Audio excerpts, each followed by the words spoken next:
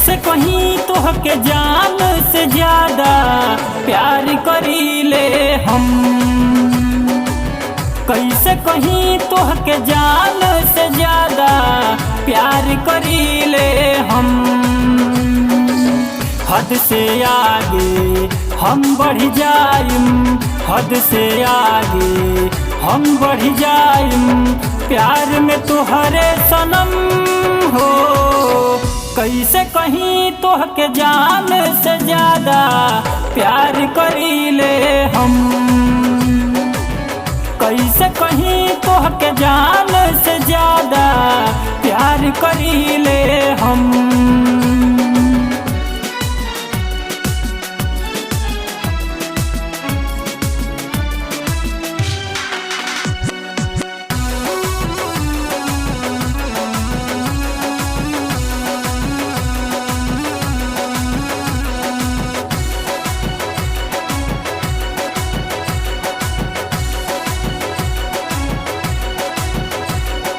धड़कन बन के दिलवा में तोहरे धड़के नी बार बार हो। अखिया में अपना तोहके बसवनी तबे से भैनी तार तार हो। तबे से भैनी तार तार हो। धड़कन बन के दिलवा में तोहरे धड़के नी बार बार हो। अखिया में अपना तोहके बसवनी तबे से भैनी तार तार हो। जन्म जन्म तक साथ निभाएम, जन्म जन्म तक साथ निभाएम खाके कहिले कसम हो। कैसे कहीं तोहके जान से ज्यादा प्यार करीले हम। कैसे कहीं तोहके जान से ज्यादा प्यार करीले हम।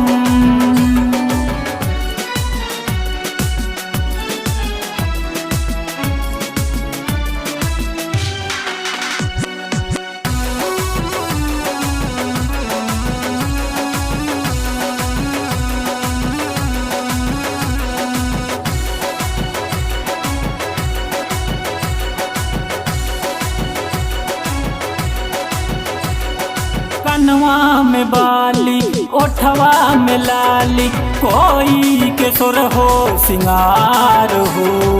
कुदरत भी फुर्सत में मेहनत जुटा के गढ़ दिहले रूपवा तोहार हो। गढ़ दिहले रूपवा तोहार हो। कनवा में बाली ओठवा में लाली कोई के सुर हो सिंगार हो। कुदरत भी फुर्सत में मेहनत जुटा के गढ़ दिहले रूपवा तोहार हो। कोहल पवन राकेश रवि सबके, कोहल पवन राकेश रवि सबके ब्रिज से शादी करम हो। कैसे कहीं तोहके जान से ज्यादा प्यार करीले हम। कैसे कहीं तोहके जान से ज्यादा प्यार करीले हम।